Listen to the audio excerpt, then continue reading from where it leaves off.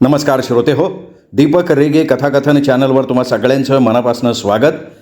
श्रोते हो, तुम्ही ऐकताय सुरेश वैद्य यांची पर्याय ही कादंबरी आणि आज ह्या कादंबरीचा शेवटचा अर्थात भाग 11वा. पण तत्पूर्वी तुम्ही जर अजूनपर्यंत चॅनल सबस्क्राईब केलेलं नसेल तर प्लीज चॅनल सबस्क्राईब करा. शेजारी घंटीचं चिन्ह आहे तेही प्रेस करा आणि येणाऱ्या पर्यायातनं ऑल हा पर्याय निवडा. म्हणजे मी इथून पुढे कुठल्याही कादंबरीचा पहिला भाग अपलोड केला चॅनलवर की ताबडतोब त्याचं नोटिफिकेशन तुम्हाला मिळेल तुमच्या हातातल्या तुमच्या मोबाईलवर. चला श्रोते हो, सुरू करूयात. सुरेश वैद्य लिखित, स्वरूपदीप प्रकाशन सोलापूर प्रकाशित पर्याय ह्या कादंबरीचा शेवटचा अर्थात भाग 11वा. पोलीस हेडक्वार्टरमधनं बाहेर पडताच मी सरळ माझ्या न्यू टाइम्सच्या ऑफिसात आलो. आमचा चीफ एडिटर अय्यर अजून आलेला नव्हता. मी अय्यरच्या घरी फोन केला तर अय्यर नुकताच घरातनं बाहेर पडला असं समजलं. मी अय्यरच्याच केबिनमध्ये त्याची वाट बघत बसून राहिलो. साधारण अर्ध्या तासाने अय्यर ऑफिसमध्ये आला. केबिनमध्ये येताच अय्यरनी प्रथम आपल्या रिस्टवॉचमध्ये बघितलं, मग माझ्याकडे बघितलं आणि खुर्चीवर बसत त्यांनी अतिशय गंभीर चेहरा करून विचारलं, केव्हा समजली रे बातमी? कसली बातमी? मी काहीसं गोंधळून म्हणालो, किती दिवसांचं रजा पाहिजे तुला? अरे कोणाला रजा पाहिजे? ते तुमच्या ते काय 10व 13व वगैरे असतं नाही, ते सगळं आटोपल्यावर तू येणार ना आता. अबे माद्रासी, काय बडबड करतो रे तू? म्हणजे माझं समजूत चुकीचं आहे म्हणतो काय तू? आपला चष्मा काढून तो पुसून पुन्हा नाकावर ठेवत अय्यर म्हणाला, कसली समजूत? अरे सकाळ सकाळ तुझं ते शोकमग्न चेहरा बघितलं, मला वाटलं की तुझं मेलेलं आई पुन्हा एकदा मेलं काय. अबे माद्राशे, सकाळी सकाळी फिरकी घ्यायला तुला दुसरा कोणी भेटला नाही का? ते ऑफिसमध्ये येताना तूच तर भेटलास की. ते पण सकाळी सकाळी तुझ्या तोंडावर 12 वाजलेलं बघितलं आणि मला वाटलं, हे बघ तुला काय वाटलं ते मी नंतर ऐकीन. पहिल्यांदा गप्प बस आणि मी काय म्हणतोय ते ऐक. बोल की. मला सांग, अगरवाल इंडस्ट्रीजमध्ये एक्सपोर्ट डिव्हिजनचा इन्चार्ज म्हणून काम करणाऱ्या कौशल नावाच्या माणसाला तू ओळखतोस? ओळखतो की, माझा मित्र असतोय ते. त्याचं काय? अलीकडे एवढ्यात तू त्याला कधी भेटलास? थांब की, आठवतंय असं म्हणत अय्यर काही वेळ विचार करत राहिला. मग म्हणाला, ते परवाच रात्री की. परवा म्हणजे शुक्रवारी रात्री? होय. कुठे भेटला होता? इथंच की, माझ्या केबिनमध्ये. इथंच तर आलं होतं ते. इथून किती वाजता गेला होता तो? काय साधारण 10:30च्या सुमाराला. इथून कुठे गेला तो माहिती आहे? नाही रे. Okay thanks. It's all right. पण भानगड काय असतंय? नंतर सांगतो असं म्हणत मी अय्यरच्या केबिनच्या बाहेर पडलो. मी परेराच्या फ्लॅटवर पोचलो तेव्हा परेरा तालासुरात घोरत पडला होता. रोज रात्री 3-3, 4-4 वाजेपर्यंत जागरण केल्यावर परेराचा दिवस दुपारी 12 नंतर उगवतो याची मला कल्पना होती. मी अलगद त्याच्या उशाखाली हात घालून तिथून चाव्यांचा जोडगा बाहेर काढला. परेरा आपलं रिव्हॉल्वर कुठे ठेवतो याची मला कल्पना होती. टेबलाचं एक ड्रॉवर उघडलं, मी त्यातनं रिव्हॉल्वर बाहेर काढलं. चेंबर उघडून त्यात गोळ्या असल्याची खात्री करून घेतली. मग पोटाजवळ पॅन्टच्या बेल्टमध्ये रिव्हॉल्वर खोचून जर्किनसारखं केलं. जर्किनच्या वरचा पोटाजवळचा भाग फुगीर असल्यामुळे रिव्हॉल्वरचं अस्तित्व कोणाच्या लक्षात येणार नव्हतं. ड्रॉवर पुन्हा बंद केला. हातातला चाव्यांचा जोडगा पुन्हा होता तिथे ठेवून दिला. परेराच्या फ्लॅटमधनं बाहेर पडून मी मोटरसायकलला किक मारली आणि लिंक रोडच्या दिशेनं निघालो. लिंक रोडवर असलेला रमेश सोळंकीचा बंगला शोधून काढणं मला फारसं अवघड नाही गेलं. बंगल्याच्या मुख्य दरवाज्यावरची मी बेल वाजवली. क्षणभरातच एका नोकरानं दरवाजा उघडला. मला सोळंकी साहेबांना भेटायचं आहे असं म्हणताच त्यांनी मला एका विशाल ड्रॉइंग हॉलमध्ये आणून सोडलं. नोकर निघून जाताच मी माझ्या मागे ड्रॉइंग हॉलचा दरवाजा हलकेच बंद करून टाकला. रमेश सोळंकी हॉलमधल्या एका कोचावर मान टेकवून पडला होता. त्याचे डोळे बंद होते. त्याचा चेहरा अजूनही उदास उतरलेला होता. सकाळी मी त्याला पोलीस हेडक्वार्टरमध्ये बघितलं होतं त्याच्यापेक्षा आत्ता तो जास्त खचलेला वाटत होता. माझी चाहूल लागताच मोठ्या मुश्किलीने त्याने आपले डोळे उघडले, माझ्याकडे बघितलं. मी एकदम त्याच्या समोर जाऊन उभा राहिलो. काही न बोलता माझी तीक्ष्ण नजर मी त्याच्या चेहऱ्यावर रोखली होती. रमेश सोळंकीला माझ्या नजरेला नजर देणं शक्य झालं नाही. त्याने आपली नजर खाली झुकवली. माझ्या जागी दुसरा कोणी असता तर त्या क्षणी रमेश सोळंकीची ती अवस्था बघून त्याच्याविषयी सहानुभूती निर्माण झाली असती. पण मला रमेश सोळंकीविषयी अजिबात सहानुभूती वाटत नव्हती. उलट त्याच्याविषयी माझ्या मनात प्रचंड संताप निर्माण झालेला होता. कारण आपल्या पत्नीच्या मृत्यूला तो स्वतःच जबाबदार होता. मी इथे का आलो आहे याची तुम्हाला कल्पना आहे? मी हलक्या पण स्पष्ट स्वरात विचारलं. हो आहे, रमेश सोळंकी खोल गेलेल्या आवाजात म्हणाला. संता आणि संपत्तीची हाव यांनी तुम्हाला आंधळं केलं होतं. आपल्या या स्वार्थाच्या तुम्ही इतके अधीन झाला होतात की निरपराध निष्पाप माणूस खुनाच्या आरोपाखाली फाशीवर लटकला जाईल हे कळत असून सुद्धा तुम्ही आपलं तोंड उघडलं नाही. आणि खुनी कोण आहे हे माहीत असून सुद्धा त्याला पकडण्यासाठी तुम्ही पोलिसांना कसलीही मदत केली नाही. आपल्या स्वार्थापुढे तुम्हाला कोणाच्याही आयुष्याचं महत्त्व वाटत नव्हतं, आपल्या पत्नीच्या आयुष्याचं सुद्धा नाही.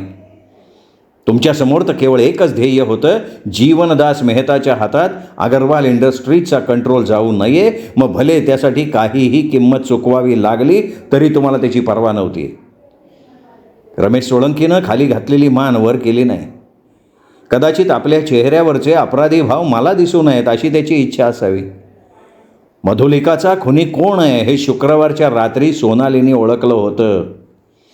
मधुलिकाच्या बेडरूममध्ये पडलेला टाइम्सचा तो अंक तिने पाहिला होता, ज्याची बाहेरची 4 पानं नंतर गायब झाली होती. पण तुम्ही आपल्या स्वार्थापायी तिला आपलं तोंड बंद ठेवायला भाग पाडलं. पण तुमच्या व्यक्तिगत स्वार्थासाठी ती स्वतःच्या सद्विवेकबुद्धीचा आवाज फार काळ दाबून ठेवू शकले नाही.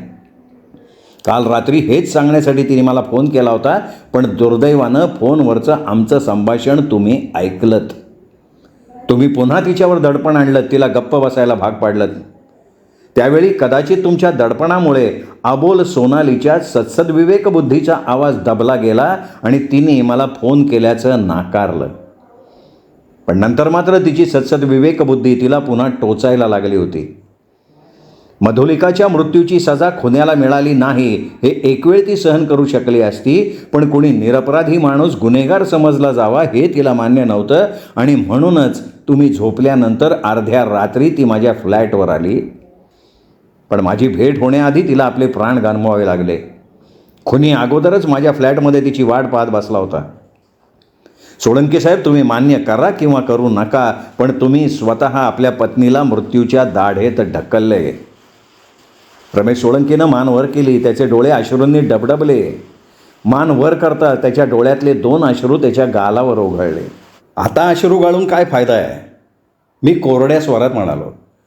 मी अनेक प्रकारची माणसं पाहिली आहेत, पण तुमच्यासारखा स्वार्थापायी आंधळा झालेला माणूस मी आजवर पाहिलेला नाही. आणि विशेष म्हणजे एवढं सगळं होऊन सुद्धा आज सकाळी पोलीस हेडक्वार्टरमध्ये इन्स्पेक्टर पाटलांसमोर तुम्ही आपलं तोंड उघडलंच नाही. तुमच्याच पत्नीच्या खुनाची चौकशी चालली होती.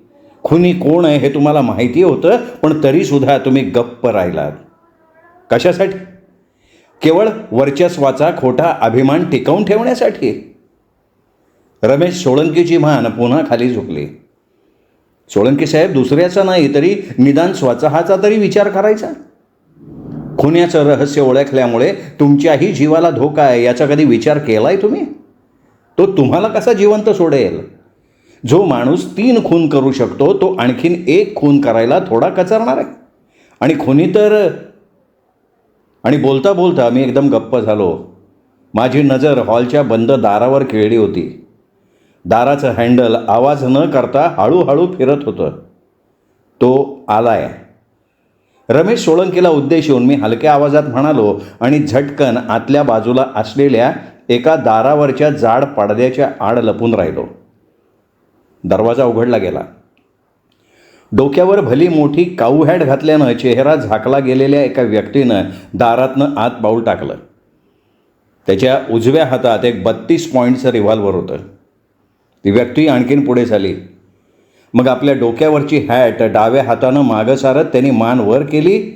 तो कौशल होता. हॅलो चेअरमन साहेब, कौशल स्थिर स्वरात म्हणाला. मी आलोय. पडद्याआडच्या फटीतनं मी बघत होतो. रमेश सोळंकीनं आपल्या कोरड्या पडलेल्या ओठांवरनं जीभ फिरवली. त्याची विस्फारित नजर कौशलच्या हातातल्या रिव्हॉल्व्हरवर खेळली होती. तुला सुरुवातीपासूनच माहिती होतं, कौशलच म्हणाला. तुला सुरुवातीपासूनच माहिती होतं की मधूचा खून मी केला आहे. तशी माझ्या हातून थोडी चूकच झाली होती. अनवधानानं मी माझा वर्तमानपत्राचा अंक मधूच्या बेडमध्ये विसरून आलो होतो. तो वर्तमानपत्राचा एकमेव पुरावाच मला मधूच्या खुनात अडकवायला पुरेसा होता आणि त्याच्यामुळे मला सोनालीचा खून करणं भाग पडलं. मी बेल्टमध्ये खोचलेलं रिव्हॉल्व्हर काढलं, हातात घेतलं. त्या वर्तमानपत्राच्या एकमेव पुराव्यामुळे शुक्रवारच्या रात्रीपासून काल रात्रीपर्यंत माझ्या डोक्यावर भीतीची टांगती तलवार सतत लटकत होती. काल सोनालीचा खून केल्यानंतर मी सुटकेचा निश्वास टाकू शकलो होतो. तुझ्यासाठी सोनाली आपलं तोंड बंद ठेवेल का नाही याबद्दल माझ्या मनात शंकाच होती. एकदा मी तिला फोनही केला होता, पण माझा आवाज ओळखताच तिने तो लगेच बंद करून टाकला. त्याचवेळी माझ्या लक्षात आलं की वर्तमानपत्राचं ते रहस्य लपवून ठेवायची सोनालीची अजिबात इच्छा दिसत नव्हती. आज ना उद्या ती आपलं तोंड नक्की उघडणार याची मला खात्री पटली होती. म्हणून मी सोनालीवर सतत पाळत ठेवून होतो. टेलिफोन एक्सचेंजमध्ये असलेल्या माझ्या एका मित्राच्या मदतीनं मी तुझ्या फोनची लाईन टॅप करण्याची सुद्धा व्यवस्था केली होती. आणि काल रात्री सोनालीने विक्रमला फोन केला तेव्हा फोनवरचं त्या दोघांचं सगळं संभाषणसुद्धा मी ऐकलं. मी बांद्रा स्टेशनवर सोनाली यायची वाट बघत थांबलो, पण सोनाली तिथे आलीच नाही. म्हणून मग मी इथे आलो. मध्यरात्रीच्या सुमाराला मी सोनालीला बंगल्यातनं बाहेर पडताना बघितलं. टॅक्सीत बसताना तिने टॅक्सी ड्रायव्हरला माहीमला चालायला सांगितलं हेही मी ऐकलं. आणि माहीमला तो रिपोर्टर विक्रम राजे राहतो हे मला माहिती होतं. ती आता विक्रमला भेटायला चालली आहे हे मी ओळखलं. म्हणूनच सोनाली तिथे पोहोचण्याआधी मी विक्रमच्या फ्लॅटवर पोहोचलो. माझ्याकडच्या डुप्लिकेट चावीनं फ्लॅटचं कुलूप उघडून मी आत जाऊन बसलो आणि सोनाली तिथे पोहोचताच मी अगदी आरामात तिचा खून केला. माझं रहस्य जाणणारा आणखीन एक माणूस होता, रघुनंदन जोशी. शुक्रवारी रात्री जेव्हा तो मधूच्या बंगल्यातनं बाहेर पडत होता तेव्हा मधूच्या बंगल्यात शिरताना त्यांनी मला पाहिलं होतं आणि त्याच जोरावर त्यांनी मला नंतर ब्लॅकमेल करायचा प्रयत्न केला. नाईलाज झाला, मग त्याचंही तोंड कायमचं बंद करायला लागलं. रमेश सोळंकी, आता फक्त तूच एकमेव माणूस असा राहिला आहेस की ज्याला मी खुनी आहे हे माहिती आहे. 3 खून तर मी केलेच आहेत, आणखीन 1 खून केला तर मला काय फरक पडणार आहे. सॉरी सोळंकी, तुझा खून करण्याशिवाय माझ्या पुढे दुसरा पर्याय नाही. तुझा खून केल्यावर मला माझ्या सुरक्षिततेची गॅरंटी मिळेल. ही तुझी समजूत चुकीची आहे कौशल. पडद्यामागून बाहेर येत मी म्हणालो. माणसानं कधीही आपल्या सुरक्षिततेची गॅरंटी देऊ नये. रिव्हॉल्व्हर खाली टाक.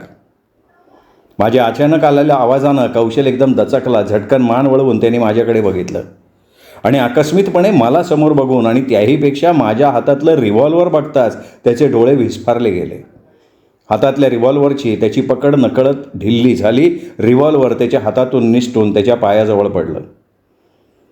रमेश सोळंकीचा खून करून सुद्धा तुझ्या सुरक्षिततेची गॅरंटी झाली नसती. मी 2 पावलं आणखीन पुढे येत म्हणालो. कारण मधुलिकाचा खून तू केलायस हे जाणणारा आणखीनही एक माणूस होता. कोण? कौशलनं कठीण स्वरात विचारलं. मी. तुला कसं माहिती की मीच?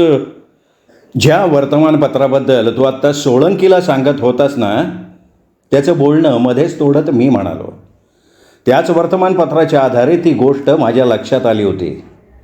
ज्या वर्तमानपत्राचा अंक मधुलिकाच्या बेडरूममध्ये पडला होता तो शनिवारचा अंक होता, पण त्या दिवशी शुक्रवार होता. शब्दकोड्याची चौकट छापलेल्या पानावर तुझं हँडरायटिंग होतं. सोनाली बेडरूममध्ये गेलेली असताना तिने तो अंक पाहिला आणि त्याचवेळी तिच्या लक्षात आलं की 7 वाजता मधुलिकाच्या बंगल्यातनं बाहेर पडल्यानंतर सुद्धा तू पुन्हा परत तिथे गेला होतास आणि त्यावेळेला तो अंक अनवधानानं तिथे विसरून गेला होतास. तू आमच्या एडिटर अय्यरचा मित्र आहेस. मी अय्यरशी बोललो आहे. त्यांनीच मला सांगितलं की शुक्रवारी रात्री तू टाइम्सच्या ऑफिसात आला होतास.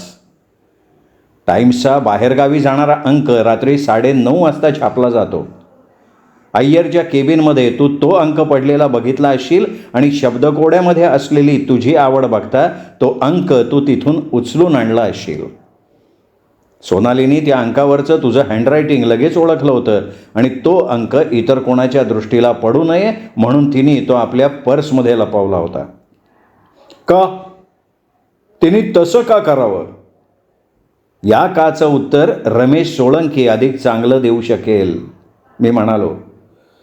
सोनाली भावनेच्या भरात वाहवली होती. रमेश सोळंकी कठीण आवाजात म्हणाला. कौशल तिचा एकेकाळचा प्रियकर होता.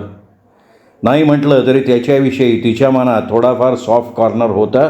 म्हणूनच वर्तमानपत्राचा हा पुरावा पोलिसांच्या हाती लागला तर कौशलला खुनाच्या आरोपाखाली फाशी होईल असं तिला वाटलं होतं आणि म्हणून तिने त्या वर्तमानपत्राची बाहेरची 4 पानं आपल्या पर्समध्ये लपवली होती. पण नंतर जेव्हा तिने स्वतःला सावरलं होतं तेव्हा तिला तीव्रतेनं जाणवलं की कौशल तिचा प्रियकर नव्हता तर तिच्या बहिणीचा खुनी होता. ही जाणीव होताच कौशलला वाचवण्याचा आपला विचार तिने बदलला होता. तोवर मी तिथे आलो होतो. सोनालीने मला सगळं काही सांगितलं. तेव्हा वर्तमानपत्रवाली ही गोष्ट तिने कोणाला सांगू नये यासाठी मी तिच्यावर दडपण आणलं. हे मी या माणसाबद्दल मला काही सहानुभूती होती म्हणून केलं नाही तर मधुलिकाच्या खुनाच्या आरोपाखाली रोहित फासावर जावा आणि त्याचा फायदा तुम्हाला व्हावा म्हणून तुम्ही केलंय. बरोबर आहे ना मिस्टर सोळंकी? सोळंकीचं वाक्य पूर्ण करत मी म्हणालो. सोळंकीनं काहीही न बोलता मान खाली घातली. मधुलिकानं रोहितशी लग्न केलंय ही गोष्ट तुम्हाला समजली होती. मी सोळंकीकडे बघत म्हणालो. आणि जीवनदास मेहता अगरवाल इंडस्ट्रीजचा कंट्रोल आपल्या हातात घेण्यासाठी जीव तोडून प्रयत्न करतोय ही गोष्टसुद्धा तुम्हाला माहिती होती. मधुलिका आपल्या हिश्श्याचा शेअर त्यांना विकायला तयार झाली होती पण तसं करण्याआधीच तिचा खून झाला. त्या शेअर्सची मालकी आता रोहितकडे आली होती. ते शेअर्स विकण्यासाठी रोहितला तयार करणं जीवनदास मेहताला फारसं अवघड जाणार नव्हतं याची तुम्हाला कल्पना होती. रोहितकडचे 30% शेअर्स तसे तुम्हीही खरेदी करू शकला असतात पण तेवढा पैसा तुमच्याकडे नव्हता. त्यामुळे अगरवाल इंडस्ट्रीजच्या चेअरमन पदावरचा आपला हक्क कायम राखण्यासाठी तुमच्याकडे एकच मार्ग होता आणि तो म्हणजे मधुलिकाचे शेअर्स वारसा हक्कानं सोनालीला मिळणं. आणि हे रोहित मधुलिकाच्या खुनाच्या आरोपाखाली फासावर गेला असता तरच शक्य झालं असतं. हा सगळा विचार करून तुम्ही आपल्या पत्नीला तोंड बंद ठेवायला भाग पाडलत आणि बिचाऱ्या रोहितला पोलिसांच्या नजरेत गुन्हेगार म्हणूनच तुम्ही राहू दिलत. क्षणभर मी थांबलो पण कोणी काही बोललं नाही. तसं मग कौशलकडे बघत मीच म्हणालो. आणि शनिवारी सकाळी रघुनंदन जोशीच्या फ्लॅटवर त्याच्याशी जी तुझी भेट झाली होती त्या भेटीमागचं कारणसुद्धा तुम्हाला खोटं सांगितलं होतंस. रघुनंदन जोशीचं एक्सपोर्टचं काम अडवलं होतं आणि अगरवाल इंडस्ट्रीजचा एक्सपोर्ट इन्चार्ज असल्यानं ते काम तू करावंस म्हणून रघुनंदन जोशी तुला भेटला होता असं तू मला सांगितलं होतंस. तुझ्या म्हणण्यानुसार तुला अगरवाल इंडस्ट्रीजच्या नोकरीतनं काढून टाकलं आहे हे रघुनंदन जोशीला माहिती नव्हतं. पण कौशल हे सांगताना तू एक गोष्ट विसरला होतास. रघुनंदन जोशी शुक्रवारी रात्री मधुलिकाला भेटला होता. क्वालिटी एक्सपोर्टच्या धंद्याबाबत त्या दोघांमध्ये जवळजवळ तासभर बोलणं झालं होतं आणि त्या दरम्यान तुला नोकरीवरनं काढून टाकलंय ही गोष्ट त्याला नक्कीच समजली असणार. कारण एक्सपोर्टचा विषय चाललेला असताना त्यात तुझा उल्लेख न येणं कसं शक्य आहे. म्हणूनच मला वाटतं रघुनंदन जोशीच्या फ्लॅटवर तू त्याला भेटायला जाण्यामागे दुसरंच काहीतरी कारण होतं. काय दुसरं कारण काय होतं? अरे अफू. क्वालिटी एक्सपोर्टच्या आड तू अफूच्या स्मगलिंगचा धंदा करत होतास आणि पैशाच्या मोहानं रघुनंदन जोशी तुला त्या कामात मदत करत होता. अगरवाल इंडस्ट्रीजचा एक्सपोर्ट डिव्हिजनचा इन्चार्ज असल्यामुळे एक्सपोर्ट होणाऱ्या मालाच्या पेटीतून अफू पॅक करणं तुला सहज सोपं होतं आणि अगरवाल इंडस्ट्रीजच्या गुडविलमुळे त्या पेट्यांची फारशी चेकिंग होत नव्हती. कस्टमचे लोक पेट्यांना सील करण्यासाठी अगरवाल इंडस्ट्रीमध्येच येत होते आणि तुला आपलं काम आपल्याच सुपरविजन करून घ्यायची सवलत मिळत होती ना. पण तुला नोकरीवरनं काढलं आणि तुझ्या स्मगलिंगच्या धंद्याला पहिला धक्का बसला. दुसरा धक्का मधुलिकानं क्वालिटी एक्सपोर्टमधून आपली पार्टनरशिप काढून घेण्याचा निर्णय घेतला तेव्हा बसला. आणि तिसरा धक्का, रघुनंदन जोशी मधुलिकाला भेटायला आला तेव्हा. मधुलिकानं क्वालिटी एक्सपोर्टमधनं आपली पार्टनरशिप काढून घेऊ नये हीच विनंती करायला रघुनंदन जोशी मधुलिकाकडे गेला होता. कदाचित त्याच वेळी रघुनंदन जोशीनं मधुलिकाला तुझ्या अप्पूच्या धंद्याविषयी सांगितलेलं असावं. कशावरनं? माझा अंदाज. आणि का सांगितलं? तूच सांग ना. तो हरामखोर रघुनंदन जोशी, कौशल दात ओठ खात विषारी स्वरात म्हणाला. तो एक नंबरचा दुटप्पी माणूस होता. बोलता बोलता मधूनं त्याला सांगितलं होतं की क्वालिटी एक्सपोर्टमधून आपली पार्टनरशिप काढून घेऊन ती मला एक नवीन कंपनी उघडून देणार होती आणि अगरवाल इंडस्ट्रीजचं एक्सपोर्टचं सगळं काम या नवीन कंपनीला द्यायचा तिचा विचार होता. माझ्या बाबतीत मधूनं असा काही विचार करणं स्वाभाविक होतं, कारण मी तिचा होणारा पती होतो आणि नोकरी नसल्यामुळे बेकार होतो. मग हे ऐकल्यावर रघुनंदन जोशीची प्रतिक्रिया काय झाली होती? त्याने आपली जात दाखवली. मधूच्या नजरेतनं मला उतरवण्यासाठी आणि स्वतःचं महत्त्व वाढवण्यासाठी त्याने मधूला सगळं काही सांगून टाकलं होतं. अगरवाल इंडस्ट्रीजच्या गुडविलचा फायदा घेऊन मी अप्पूचं स्मगलिंग करतो आणि एक्सपोर्टचं सगळं काम जर माझ्या हातात आलं तर स्मगलिंग करायला मला आणखीन मोकळं रान मिळेल असं सांगून मधूचं मत माझ्याविषयी त्यांनी कलुषित करून टाकलं. मी असं काही करतोय हे समजताच मधू व्याली पिसाळल्यासारखी तिने ताबडतोब मला फोन करून बोलवून घेतलं. मी यायच्या आधी तिने रघुनंदन जोशीला निरोप दिला होता. पुढे काय होतंय हे बघण्यासाठी तो बंगल्याच्या बाहेर लपून राहिला. मी येताच मधूनं मला चांगलं फैलावर घेतलं. तिने मला बरेच अपमानास्पद शब्द वापरले. एवढं करून ती थांबली नाही तर स्पष्ट शब्दात तिने मला सुनावलं की यापुढे मी तिच्याशी कुठलेही संबंध ठेवू नयेत. तिच्याशी लग्नाचा विचार तर मी सोडूनच द्यायला पाहिजे. आणि त्याचबरोबर तिने मला पोलिसांना सगळं सांगायची धमकी दिली. मी घाबरलो. मधूला समजावण्याचा बराच प्रयत्न केला पण ती माझं काही ऐकून घ्यायला तयारच नव्हती. उलट मला ताबडतोब बंगल्यातनं चालतं व्हायला सांगत होती. मग मी संतापलो. मी तिला पकडलं. तिने स्वतःला माझ्या पकडीतनं सोडवलं आणि किंचाळत बाहेर धावली. मी जवळच्या स्टँडवरचा पुतळा उचलला आणि तिच्या डोक्यावर मारला. फटका वरमी बसल्यामुळे ती तिथे कोसळली. आणि हे सगळं रघुनंदन जोशी बघत होता. नाही, बघत नव्हता, पण आरडाओरड्याचा किंचाळण्याचा आवाज त्यांनी 100% ऐकला. त्यावेळी कदाचित मधूचा खून झाला ही गोष्ट त्याला समजली नव्हती, पण सकाळी जेव्हा त्याने ही बातमी वर्तमानपत्रात वाचली तेव्हा सगळं त्याच्या लक्षात आलं. मग त्यांनी मला फोन करून आपल्या फ्लॅटवर बोलवलं. मी जाताच त्यांनी मला क्वालिटी एक्सपोर्टच्या गोडाऊनमधल्या अप्पूच्या पेट्या ताबडतोब तिथनं हलवायला सांगितल्या आणि आपलं तोंड बंद ठेवण्यासाठी माझ्याकडे भल्या मोठ्या रकमेची मागणी केली. मग त्याच वेळी रघुनंदन जोशीचा खून करायचा मी निर्णय घेतला आणि पहिली संधी मिळताच मी त्याचा काटा काढून टाकला. सोनेला गोडाऊनमधनं त्या अप्पूच्या पेट्या उचलताना मी पाहिलं होतं. तो तुला सामील होता? हो, अर्थात. मग त्या पेट्या गेल्यात कुठे? त्या माझ्या फ्लॅटवर आहेत. मग त्या पेट्या तू गोडाऊनमधनं हलवल्यास का? मी नाही. रघुनंदन जोशीच्या सांगण्यावरनं सोनीने त्या हलवल्या. का बरं? मधुलिका क्वालिटी एक्सपोर्टची पार्टनर होती. तिच्या मृत्यूनंतर गोडाऊनचा माल चेक व्हायची शक्यता होती, म्हणून त्या पेट्यांपासून स्वतःची सुटका करून घ्यायची रघुनंदन जोशीची इच्छा. रात्र होता सोनीने त्या पेट्या माझ्या फ्लॅटवर ठेवायला सुरुवात केली. त्यांनी स्पष्ट शब्दात मला सांगितले की जर त्या पेट्या मी ठेवून घेतल्या नाहीत तर त्या तो माझ्या फ्लॅटच्या दारासमोर ठेवून जाईल, नाहीतर रस्त्यावर फेकून देईन, पण परत गोडाऊनमध्ये नेणार नाही. मधुलिकाचा खून केल्यानंतर तू सोनालीला फोन का केला होतास आणि तिला मधुलिकाच्या बंगल्यावर जायला का सांगितलं? मधूच्या बोलण्यातनं मला समजलं होतं की रोहित 2-1 तासासाठी निघून गेला होता आणि लवकर तो परत येणार होता. त्यासाठी मी जाणीवपूर्वक सोनालीला फोन करून मधूच्या बंगल्यावर जायला सांगितलं. सोनाली जेव्हा बंगल्यावर जाईल तेव्हा मधूच्या प्रेताजवळ तिला रोहित दिसावा अशी माझी इच्छा होती.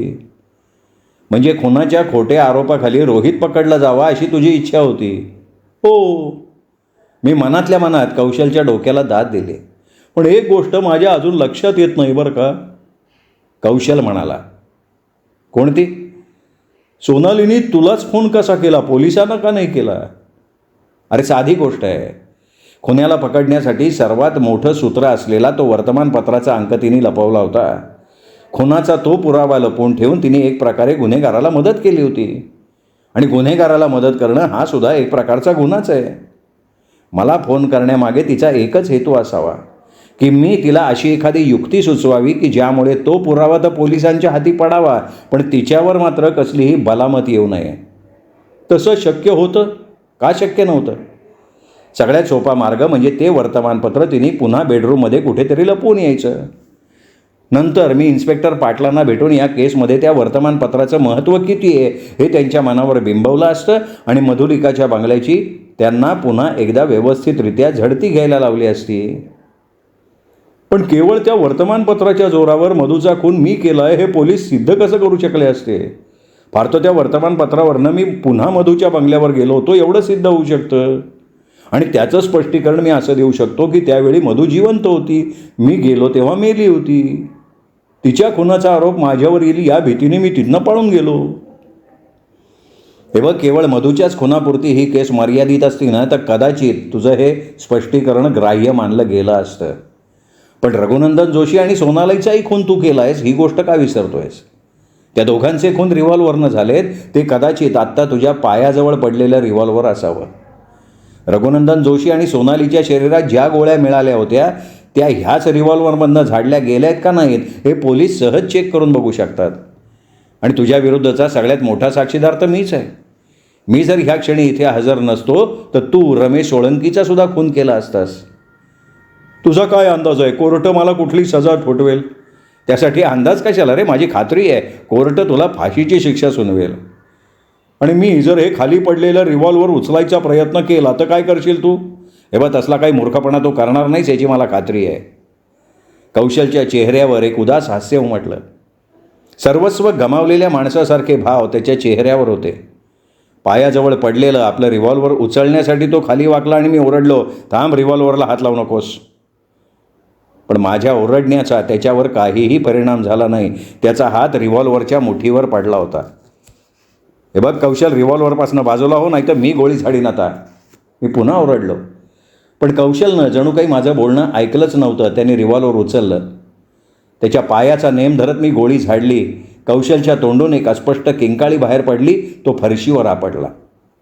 पण रिव्हॉल्वरच्या मुठीवरचा त्याचा हात सैल पडलेला नव्हता. रिव्हॉल्वर धरलेला आपला हात त्यांनी वर उचलला.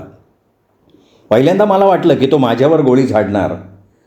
पण रिव्हॉल्वरच्या नळीचं टोक त्यांनी स्वतःच्या कानशिलावर टेकवलं होतं. प्लीज कौशल, नाही नाही. तो काय करणार हे लक्षात येताच मी ओरडलो. त्याच्या दिशेनं धावलो. कौशल एक क्षण माझ्याकडे बघून हसला आणि दुसऱ्या क्षणी त्याने रिव्हॉल्वरचा ट्रिगर दाबला. रिव्हॉल्वरमधनं सुटलेल्या गोळीनं आपलं काम अचूक पार पाडलं. ज्या रिव्हॉल्वरनं त्यांनी सोनाली आणि रघुनंदन जोशीचे बळी घेतले होते त्याच रिव्हॉल्वरने त्यांनी स्वतःलाही संपवलं. काही क्षण मी रक्ताच्या थारोळ्यात पडलेल्या कौशलकडे बघत राहिलो.